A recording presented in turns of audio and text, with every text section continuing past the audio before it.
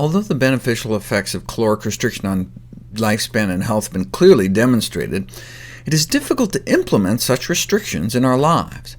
In the classic Minnesota starvation study, many of the volunteers suffered a preoccupation with food, constant hunger, binge eating, lots of emotional, psychological issues.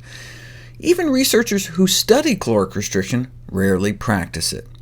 There's got to be a better way to suppress the engine of aging enzyme, TOR. That's why researchers were so excited about rapamycin, a drug that inhibits TOR, thinking it could be caloric restriction in a pill. But like any drug, it's got side effects too. There's got to be a better way. The breakthrough came when scientists discovered that the benefits of dietary restriction may be coming not from the restriction of calories, but from the restriction of protein intake. If we look at the first comprehensive comparative meta-analysis of dietary restriction, the proportion of protein intake was more important for life extension via dietary restriction than the degree of caloric restriction. In fact, just reducing protein without any changes in calorie level have been shown to have similar effects as caloric restriction. That's good news, because protein restriction is much less difficult to maintain than dietary restriction, and may be more powerful than dietary restriction because it suppresses both TOR and IGF-1, the two pathways thought responsible for the drastic longevity and health benefits of caloric restriction. And some proteins are worse than others. One amino acid in particular, leucine, appears to exert the greatest effect on TOR. In fact, just cutting down on leucine may be nearly as effective as cutting down on all protein.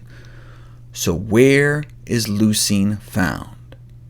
Predominantly animal foods, eggs, dairy, and meat, including chicken and fish, whereas plant foods have much less, fruits, vegetables, grains, and beans. In general, lower leucine levels are only reached by restriction of animal proteins. To reach the leucine intake provided by dairy or meat, we'd have to eat like 9 pounds of cabbage. That's like 4 big heads of lettuce, or 100 apples.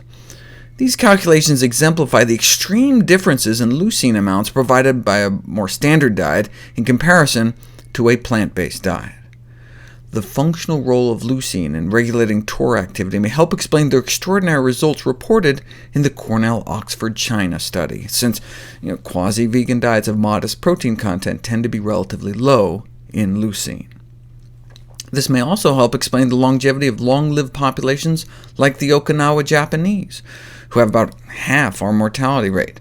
The traditional Okinawa diet was only about 10% protein, and practically no cholesterol because they ate almost all plants. Only 1% of their diet was fish. Meat, eggs, and dairy less than 1%, the equivalent of 1 serving of meat a month, 1 egg every 2 months. Their longevity surpassed only by vegetarian Adventists in California, giving them perhaps the highest life expectancy of any formally described population in history. And now we may be a little closer to answering the mystery as to why populations eating plant-based diets live the longest.